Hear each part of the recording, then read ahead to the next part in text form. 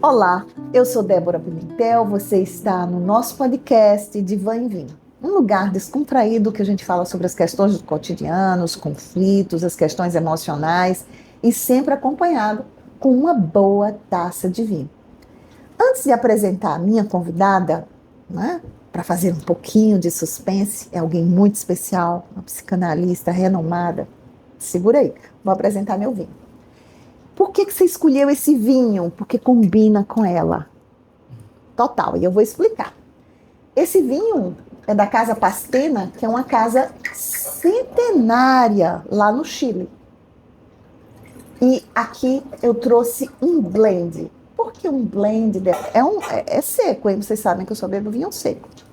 E tinto seco para mim é espetacular. Salvo quando tá quente pra caramba e eu adoro um rosé estupidamente gelado. Mas esse vinho é um blend e eu vou explicar a razão pela qual eu escolhi. É porque ele, ao mesmo tempo que tem notas suaves, ele tem taninos fortes. Bem-vinda, Cláudia Brasileiro. Brinde. Seja bem-vinda. Obrigada. Cláudia tem uma escuta afiada, gente, né? E ela é psicóloga clínica, pós-graduada em psicologia hospitalar e domiciliar, e é formada pelo NIT desde 2008. Ou seja, ela tem 18 anos, com essa carinha de menina, 18 anos de estrada. Bem-vinda novamente, bem-vinda. Obrigada, Débora. Espero um prazer que você aprecie o vinho.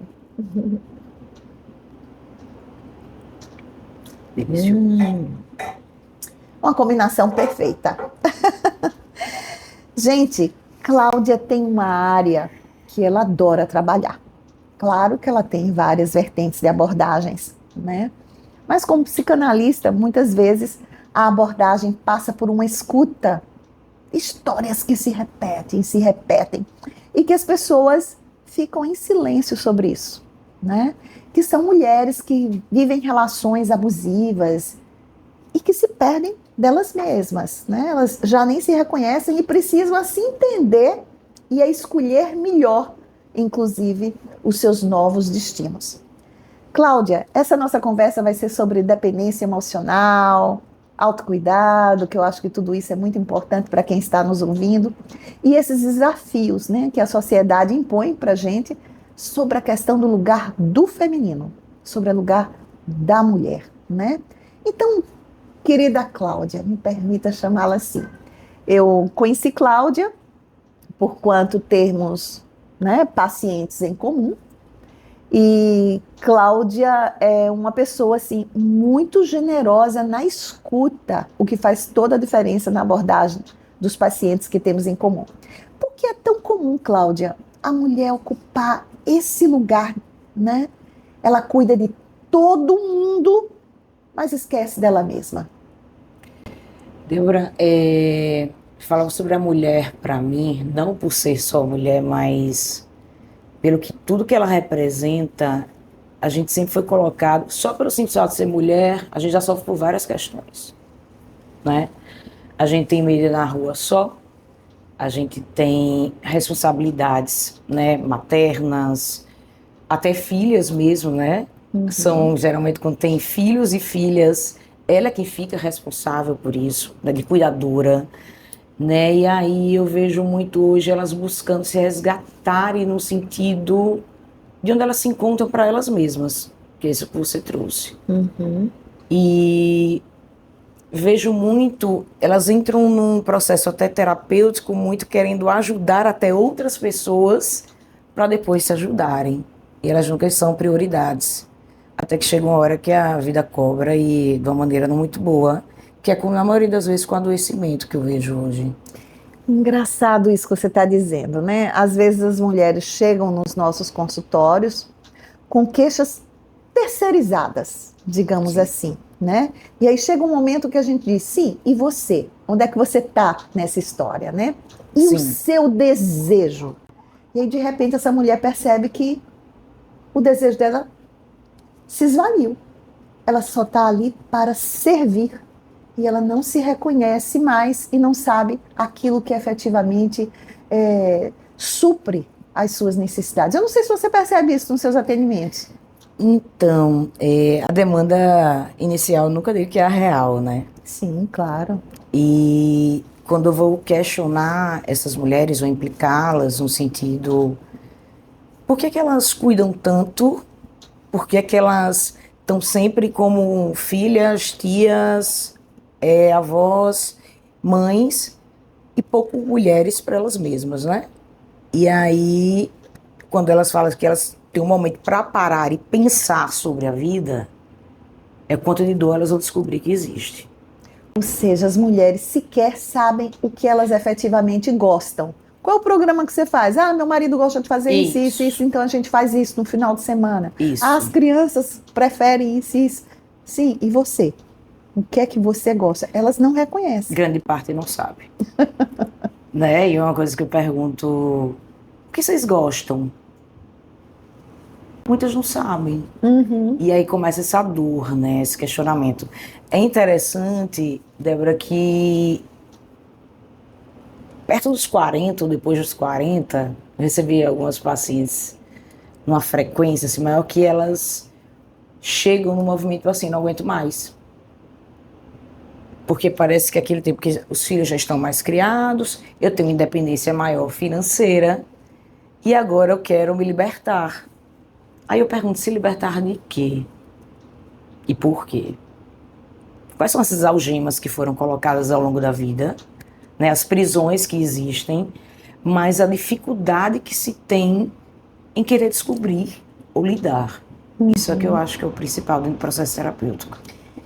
Então, menina, na verdade, a mulher, ela se veste de uma posição de servidora, ela está ali para servir. Na verdade, como a gente vive numa sociedade patriarcal, isso não é de hoje, né? As mulheres foram treinadas para cuidar do outro, foram treinadas para servir, foram treinadas única e exclusivamente para serem mães.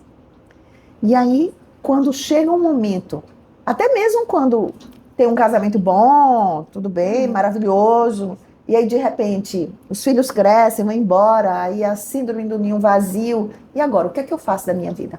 Passei a vida inteira cuidando da casa, do marido, dos filhos. Sim. Os filhos tornaram-se adultos. E eu? O que é que eu faço agora? E aí vem também uma síndrome terrível e que coincide com a menopausa. Eu não sirvo mais para nada. Não sirvo mais para nada, né? Entrei na menopausa, não sou mais mulher o bastante. Minha libido foi embora. Meu marido não se interessa mais por mim, porque ele fica de olho aí nas meninas gostosas, por quem ele encontra, né? Então, não estou fazendo academia, não estou cuidando de mim, passei a vida inteira cuidando deles. E agora? O que é que eu faço da minha vida? Eu acho que esse autorresgate, né? As mulheres que chegam no nosso consultório, elas chegam muito frágeis, né? Em vários aspectos. E o que é mais difícil, talvez, de colocar esse reconhecimento, o quanto elas se deram e esqueceram de si. É o primeiro ponto. Implicar-se, né? Qual é a minha responsabilidade nessa história aqui, né? E aí reclama do filho que não visita, aí reclama do esposo que não dá assistência. E aí eu pergunto muito sobre o que elas construíram além disso. Que fala muito sobre vínculos, sobre rede social, de você ter o grupo de amigas, de você fazer o esporte que você gosta, a academia, as danças, enfim, né? Mas é muito interessante como ainda é muito fechado sobre o que eu posso por ser mulher e ser julgada. Se a gente entra, é bem interessante, eu vejo até nos consultórios, a mulher que chega determinadas roupas ou com determinado corpo, quanto a própria mulher julga a outra. Isso aí também é uma coisa que eu trabalho dentro do meu consultório, sobre essa questão do preconceito, né? Porque é machismo, né? Mulheres são machistas. Enraigados. Né? E por que incomoda essa outra mulher? Essa outra mulher que é mais desenvolvida. A quem vai beber o quanto ela quiser beber, a quem vai descer até o chão, na festa que ela quiser descer até o chão, né? E eu vejo... A que usa o decote, a saia curta. E que não dá o direito de ser violentada. Uhum. Né? E eu escuto... nem julgada. E nem julgada, né? Mas é o que a gente mais vê. Né? A própria mulher falando da outra mulher. Sim. Em vários lugares. Agora, o homem com o outro homem, será que ele faz? Eles são mais cúmplices, eu acho. Total. Cúmplices no crime. Total. São cúmplices, eles acobertam uns aos outros. E as mulheres não, as mulheres são mais duras com elas mesmas. É uma questão de competitividade. Como se o superego, né, fosse muito rígido, né? A questão cultural, a questão religiosa, tudo isso pesa, né? Total. Pesa muito Total. Na estrutura dessa mulher, que acaba se submetendo a situações, às vezes, vexatórias, esdrúxulas, e se submetem e se aprisionam a um casamento, a uma relação, em nome do amor e da segurança. A mulher tem muito essa palavra no consciente dela. Com certeza. Segurança, né? E no local que lhe gera insegurança. Sim, certamente, né? Então, eu tenho uma frase, né, que eu escuto muito aqui no consultório, né? As mulheres chegam e dizem assim, não, meu marido é bruto, é grosseiro, né? Às vezes violento na fala, mas fique tranquila, doutora, porque ele nunca me bateu. Sim. Né? Gente, o que é que significa isso? Identificar o abuso que não deixa hematoma. Como é que é isso? E a alma? Que deixa na alma. Quando eu comecei a atender as mulheres, eu trabalhei, né, no CRES Regional do Pernambuco, e aí lá fazia atendimentos de pessoas que foram violadas, né, violação de direitos, seja criança, adolescente, idoso, e chegou, né, na questão das mulheres. E é um movimento de naturalizar a violência. Isso me preocupou demais na época. O quanto... é burra, sabe de nada, não vai dar pra nada na vida, ninguém vai lhe querer. São frases, né? Muito da manipulação mesmo, dessa pessoa que está do agressor. E eu vi muito assim, mas pelo menos ele não me bate. Pelo menos ele não me bate. É incrível ver isso nos dias atuais, né? A pessoa não consegue reconhecer que está vivendo numa situação abusiva. E eu tive um exemplo. Infelizmente, eu perdi uma paciente por feminicídio aqui em Aracaju e não tinha ocorrido uma questão de violência física, mas existia psicológica, moral e sexual. Casados. Atenção, gente. Isso que a doutora Cláudia está falando é muito importante. Porque, às vezes, as mulheres não denunciam os maridos porque acham que ele tinha todo o direito de violentá-las sexualmente, porque tem um papel passado, porque era casado com ela. Então, por favor, uma coisa não tem nada a ver com a outra. Quando a mulher diz não, é não, independente do o status civil dela, independente de estar casado ou não com aquele homem. É violência sexual do mesmo jeito. É como se fosse obrigação. Obrigação. Não, mas... né? Gente, porque você está casado. A gente ouvia isso das nossas avós e bisavós, né? A mulher tem obrigações sexuais. Quando o marido quiser, tem que estar ali. Tem que abrir as pernas. E aí você vê a mulher sendo colocada muito como objetificação, né? E aí... Por isso que dá pra gente até entrar na questão do que eu vejo da posse. Porque o feminicídio cresceu tanto. Quer dizer, sempre existiu, mas hoje é muito falado. Você estava falando antes de começarmos aqui sobre números. Você pode resgatar esses números aqui pra gente? 1.470 mortes de mulheres por feminicídio em 2025. No Brasil. No Brasil. É um número absurdo. Em média, 4 mulheres por dia. Imagine. A gente viu alguns casos emblemáticos recentemente, né? O sujeito que espanca a mulher no elevador, não sei quantos socos, deforma, ela precisou passar por não sei quantas cirurgias, sim, ou ainda aquele sujeito que arrasta a mulher quilômetros, e levando-a à morte, né? Então, são casos emblemáticos que realmente assustam a gente. O que está acontecendo, né? E você falou da palavra posse. Esses homens são donos, sim, eles são narcisistas, e o narcisista é aquele que usa a mulher como se dono fosse, né? Então, você tem que satisfazer os meus desejos, você tem que fazer exatamente o que eu peço, o que eu exijo, né? Você tem que me obedecer, porque você me pertence. E tudo isso em nome do amor. Então, esse amor que aprisiona, como é que essa mulher não percebe que isso, na verdade, é um relacionamento abusivo? Né?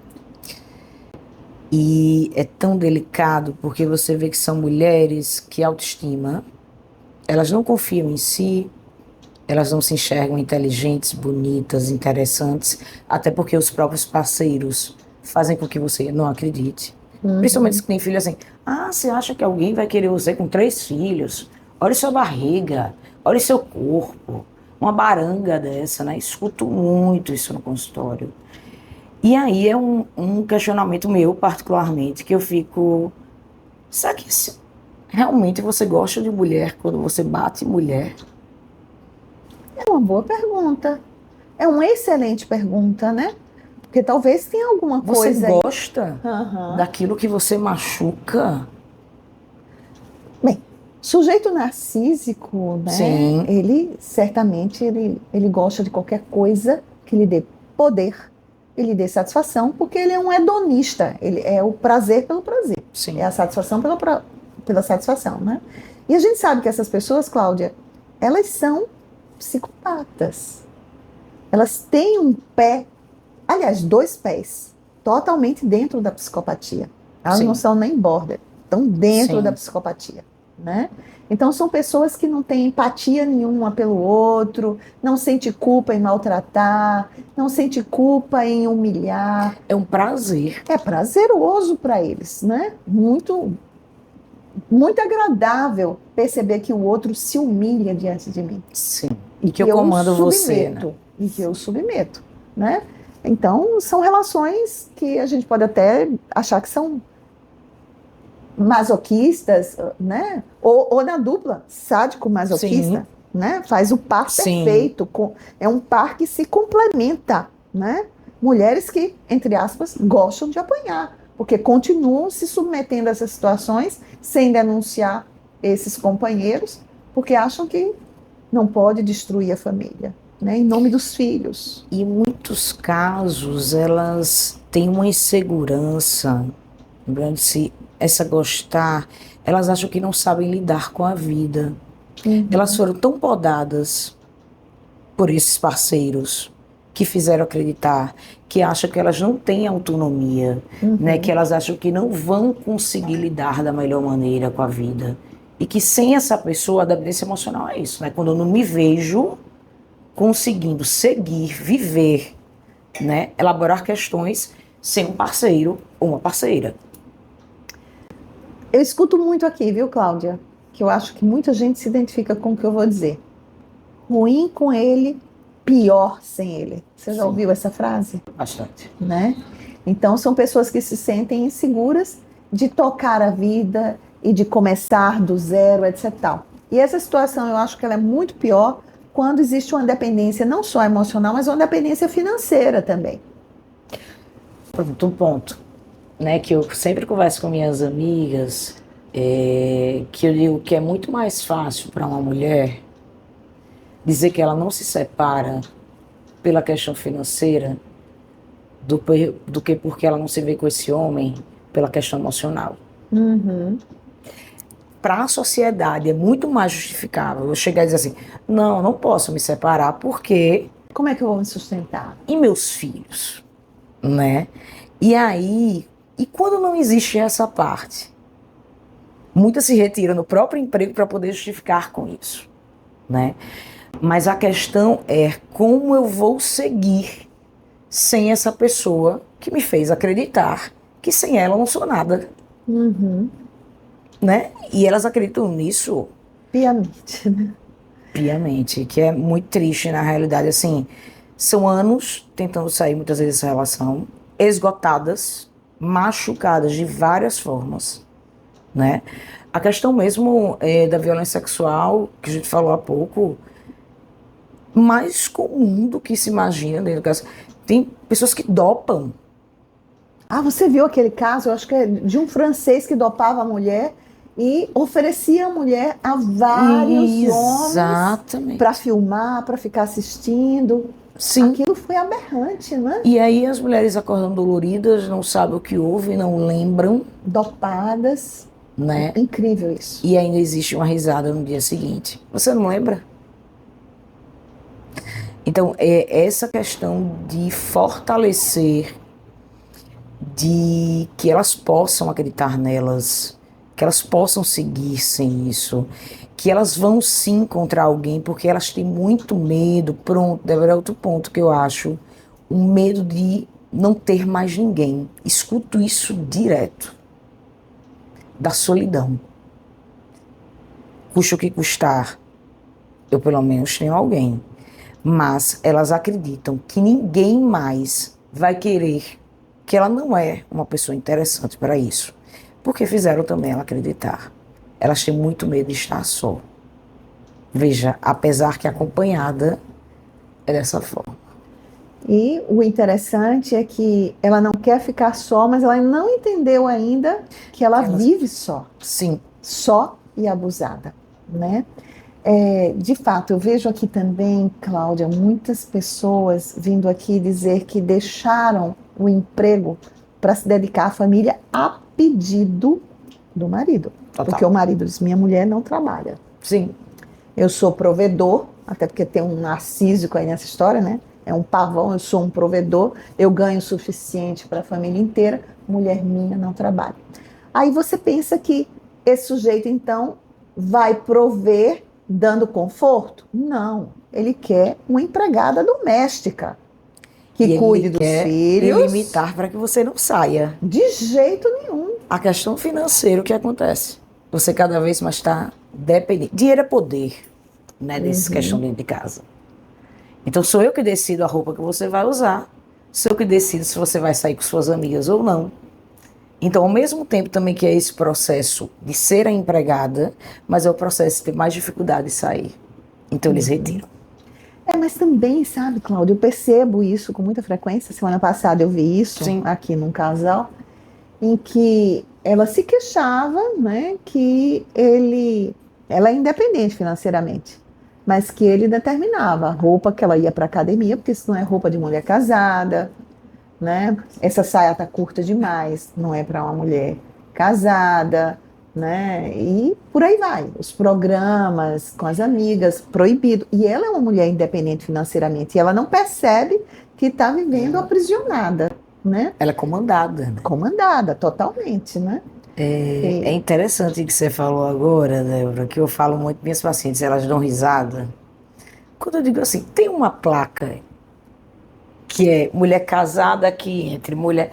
Elas começam a rir, tipo assim, tem uma ala da loja que diz assim, isso é de mulher solteira, isso é de casada. Esse bar de mulher solteira, esse bar de mulher casada. A palavra bari nem entra na vida delas. Casada não tem essa palavra. Aí quando você casa, é prisão? Ou é uma escolha? Então, essa questão da escolha que é difícil, porque essa mulher chegou num momento da vida dela que ela não consegue fazer escolhas, porque o desejo dela é único e exclusivamente o desejo do marido. Ela não consegue exercitar o próprio desejo. Ela não reconhece o próprio desejo. E um processo psicanalítico, psicoterapêutico de uma maneira geral, é exatamente para isso, para que o sujeito se reconheça e reconheça aquilo que faz sentido. Quais são os meus propósitos? Né? Qual é o meu desejo? O que é que eu posso fazer para que eu me sinta bem comigo mesma, dentro da minha casa? Né? Então, reconhecer aquilo que o sujeito deseja é algo muito difícil, você sabe disso. É mais fácil você reconhecer o que você não quer, mas o que você quer é difícil. Você lembra da história do nosso psicanalista francês Bion, né? Que ele dizia, Toda escolha é impossível. Porque quando você escolhe uma coisa, Você perde outra. perde outra, não tem como. E essa escolha é extremamente mobilizadora. Você tem que estar muito segura de si. E se tem um outro buzinando, né, aqui, não, você tem que fazer o que eu estou mandando que você faça. Se essa mulher for um pouquinho insegura, ela vai abdicar daquilo que ela efetivamente gostaria, daquilo que efetivamente a realizaria para atender a demanda do outro. É incrível isso. E é de um sofrimento atroz. De que é uma das demandas mais delicadas, né? A gente receber essa mulher que, primeiro, muitas chegam sem reconhecer que estão numa relação abusiva. Nós, como profissionais, temos que ter a delicadeza, a sensibilidade, né, e um manejo da maneira mais humana possível para que essa paciente não se perca dentro desse processo. Não é por perder um paciente, é por perder talvez até uma vida, Uhum. né, que é muito mais importante, pelo menos para mim. E você vê, e quando ela se dá conta, o choque de realidade. Você está dizendo E uma ela se coisa, culpa, né? então, Demais. a coisa de culpar-se, de sentir-se responsável pela felicidade do outro. Eu tenho que me responsabilizar porque ele só é feliz se eu estiver perto dele. Mero engano, né? Isso é uma pura fantasia. Há uns 15 dias atrás, né, eu recebi uma mulher aqui para manejo de psicofármacos, né? Não é Certo. paciente de psicanálise, Uhum. não. E ela trouxe uma questão que eu achei assim muito interessante, porque ela me disse assim: Débora, eu estou num relacionamento que eu gosto muito dele. E eu sei que ele gosta de mim demais, né? Mas ele está numa situação financeira difícil. Cada um vive na sua casa, ele tem a vida dele, ele é autônomo, né? Ele tem uma empresa e ele me disse que a empresa dele está num momento delicado, não sei exatamente o que significa isso. Então, sou eu que pago a gasolina do carro dele, são namorados apenas. Sou eu que pago a gasolina do carro dele. Todas as vezes que nós vamos a um barzinho, a um restaurante, sou eu que banco. E como ele estava com dificuldade com relação à casa dele, ele decidiu alugar a casa dele para ter uma renda. E como eu tinha um apartamento, eu cedi o meu apartamento para ele me pagar um valor simbólico, abaixo do mercado. Ele começou a pagar, deixou de pagar, e eu ainda tenho que pagar a luz e o condomínio. E ele agora quer casar comigo. Ótima proposta. Então, não, teve uma outra coisa. Ele quer também que compremos, ele tem um carro dele, ele quer que compremos um carro em sociedade. Gente, essa mulher não reconhece que está numa relação abusiva. Ele está extorquindo essa mulher. Extorquindo. E ela, com toda a carência afetiva dela, ela não consegue reconhecer que isso não é amor. Isso é extorsão. Isso é abuso. É uma relação abusiva. Porque é tão interessante, Débora, que as pessoas não sabem o tipo, né, de violência que existem. E uma dessa é financeira. Uhum. Né? Acha que a violência é sempre associada justamente àquilo, a deixar a marca do corpo. Né? Principalmente os homens batem muito no rosto. Uhum. Né, que é para deformar e realmente você ficar mais delicada e destruída mais ainda, né? Você já percebeu? Esses chutes que tem é sempre na face, a maior parte do espancamento. Como o suco do elevador. Ou aquele cara, Brenan, um caso também emblemático, né? Sim. Em que ele tatuava as mulheres para uma questão de posse, né? Como você tatua o gado, né? Essa vaca é minha, esse touro é meu. Ele tatuava as mulheres, né? Impressionante posse, isso. né? E aí é bem interessante que a gente vê essa questão da violência muito associado também, e o feminicídio, ou a tentativas, né, de algumas questões, sobre quando ela diz não. Isso é que é mais preocupante. É quando você escolhe não mais estar, e aí a sua vida talvez não mais esteja. Por isso que eu vejo um grande número de denúncias que não existem, né? Por quê? ter muito mais medo a partir do momento que souber. Mas, ao mesmo tempo, eu converso muito com as pacientes que elas não desistam. Porque senão elas não estariam desistindo delas. Né? A gente não pode ficar pensando no pior caso eu denuncie.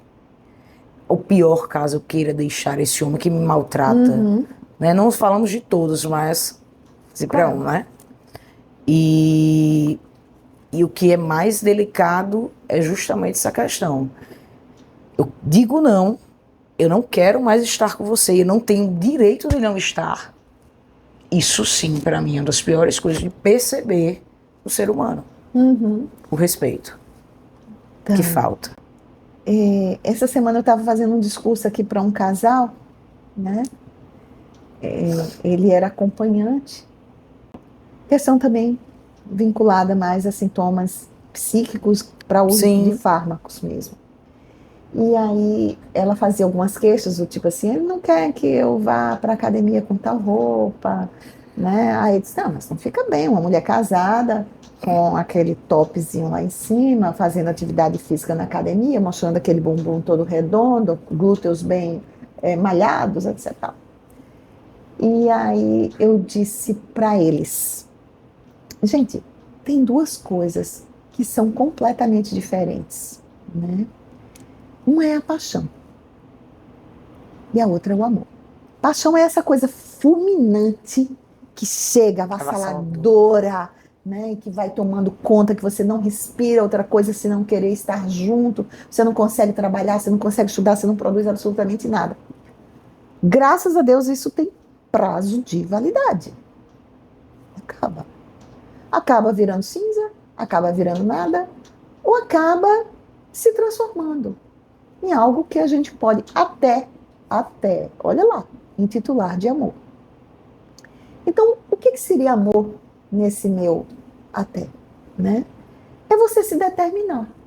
Eu vou amar essa pessoa, eu vou amar esse homem, eu vou respeitá-lo, eu vou amar essa mulher, eu vou respeitá-la, eu vou envidar todos os meus esforços para que essa pessoa seja feliz, vou agradar todos os dias eu vou dizer, você tá um gato, você tá maravilhoso, gostoso, é hoje, viu? É hoje. Aquelas promessas todas, né? Que estimulam a libido do casal, e estimulam a relação, né? Nisso, né? Bem, mas até onde isso funciona, Cláudia, né? Porque as pessoas aí de repente começam a confundir. Se essa pessoa está dizendo que vai envidar todos os esforços para me fazer feliz, ela tem que fazer o que eu quero. Se essa pessoa está dizendo que vai me amar e me respeitar, ela não pode usar essa roupa. Essa saia está muito curta. Se ela está dizendo que o amor dela é incondicional por mim, então ela não pode sair com as amigas para ir para um barzinho nem dar risada como se fosse uma mulher solteira, entre aspas, né? Isso tudo é mito, viu, gente?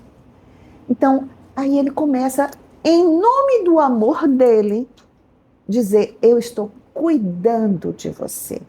E essa mulher se ilude de que aquilo tudo que ele está fazendo é cuidado, é zelo, né? E não percebe as algemas, que ela está aprisionada. Algemas ou uma tornozeleira, viu? Sim. Ou então uma coleira. Você se lembra de Eike Batista e Luma de Oliveira? Sim, ela desfilando no carnaval com o nome dele aqui. Aquilo belíssimo. Maravilhoso, né? Então, o nome de Eike Batista aqui, né? Ou seja, essa mulher tem dono. Até porque Luna, naquela fase, era deslumbrante, né? Um mito sexual. Então, é interessante como as mulheres não percebem, mesmo as que são independentes financeiramente, Sim. de que aquilo não é amor. Porque quem é amor respeita o outro. Quando você ama de fato, você quer o outro feliz. O que é que lhe faz feliz? Tomar uma taça de vinho com suas amigas? Vai lá, meu bem. Aproveita. Você quer que eu vá junto? Ah, não quer? É só mulher? Ótimo. Só são os rapazes? Beleza, vá, meu amor. Individualidade. Pois é. Tem que respeitar o outro. Então, amor é isso. Você acabou de dizer uma palavra-chave. É você respeitar a diferença, você perceber que o outro é diferente de você e que você não quer mudar o outro. Você não precisa mudar o outro. E nem deve. Até porque vocês estão juntos justo por conta das diferenças que são complementares. Eu não sei se você concorda com isso. Perfeito. Lembrou? Eu lembrei agora de um exemplo de uma paciente que achava fofo. Fofo, é uma palavra que eu escolhi. Ah, um fofo. Porque ia me buscar no trabalho. Abre a porta do carro para mim. Olha que homem gentleman. Puxa a cadeira quando chega num restaurante. Mas aí não batia com o que ela trazia sobre ele. Por que ele ia buscar no trabalho? Porque eu vou marcar meu território. Uhum. Porque ele estacionava o carro na frente do trabalho. Ela trabalhava em um hospital. E aí ele ia visualizar quem eram as pessoas que ficavam com ela, Pra esperando se a despedir. Isso. E ainda baixava o vidro para dar um tchau, para dizer assim, tem dona. Mas nunca tinha percebido que, para eu não pegar o ônibus, né, para eu não pegar o Uber. Não, é para eu lhe controlar. Uhum. Videochamada, atenda. Eu não acredito que você está aí. As pessoas ligam o videochamada para poder acreditar onde está, com quem se encontra e qual é o ambiente. Ai, videochamada, boa lembrança, isso é muito comum. Muito. Liga a câmera aí para ver onde você está, com quem você está. Ah, é verdade. Tá com saudade. Uhum. Não, né? Infelizmente é sob controle. É controle, né? Cláudia, que bate-papo gostoso. Obrigada, deixa eu brindar novamente com você, esse nosso reencontro. Feliz demais, amei. E esse vinho é a cara dela, viu? É Nossa, um blend tô fascinada. de taninos fortes e leveza. E leveza, né? É ela. Calma, tranquila. Infelizmente o nosso tempo acabou, Cláudia. Só tenho a agradecer. Curtinho. É tão bom estar com você, Débora. Você é generosa demais. Mas eu queria que você deixasse alguma mensagem, principalmente para essas mulheres que estão aí. Por favor, Cláudia, se manifeste aqui, por favor. Não desistam de vocês, não façam, não deixem de lutar por aquilo que dá sentido à vida de vocês. Não é sobre filhos, não é sobre netos, não é sobre ninguém, é sobre vocês. Né? E eu acho que até mesmo quem não é mãe, mas quem é irmã, né? Quem é filho, você vai deixar exemplos. Né? E nenhum filho vai querer ver, nenhuma filha vai querer ver. Né? Nenhuma mulher destruída, nenhuma mulher sofrida. Falam muito sobre separação, era outra coisa que eu queria falar. Débora, que acho que assim vai deixar traumas para as crianças. É uma frase emblemática. As crianças vão ter traumas de ver uma mãe sofrendo, chorando, machucada, né, ensanguentada. Na alma e no corpo. Lutem, procurem ajuda, denuncie. É o mínimo, né, que a gente pode fazer por a gente, porque viver é maravilhoso. Ninguém tem direito a tirar a vida de ninguém, nem destruir a vida de ninguém. É isso. No que eu puder ajudar. Que bom, que bom. Diga aí qual é a sua rede social para que as pessoas lhe acompanhem. Então, eu tô agora no Doctoralia, né? Nunca fiz o Instagram profissional, estava falando até aqui antes.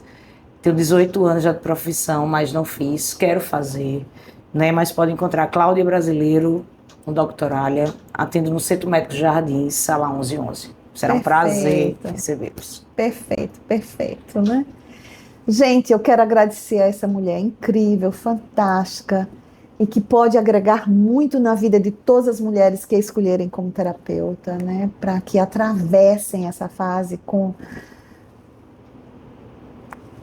mente elevada, autoestima, buscando qualidade de vida, porque viver bem é uma escolha. Viver mal também é uma escolha. Exato. E viver bem é uma escolha. Esse é um lema que eu divulgo aqui muito, né? No meu podcast, nos meus reels, nos meus stories, né? Tem até uma pulseirinha que você já ganhou. Opa! Ela usa! Sempre! Ela usa! Porque eu acho que isso é um gatilho positivo. Total. A gente tem que se lembrar que a gente tem que exercitar o autocuidado sempre, né?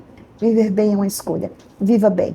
Se você gostou desse episódio, por favor, compartilhe, divulgue, Põe um sininho para vocês receberem a sinalização de que haverá um novo episódio no ar e siga o nosso canal aqui no YouTube. Bem-vindos sempre. Eu aguardo vocês no próximo episódio. Cláudia Brasileiro, querida, Deus lhe abençoe, sucesso total. Amém. Pra gente, sempre. Pra gente. Minha neta diz assim, I love you, né? Como é que é? Muito além do infinito. Muito além do infinito. Infinito e além. Muito obrigada a todos vocês.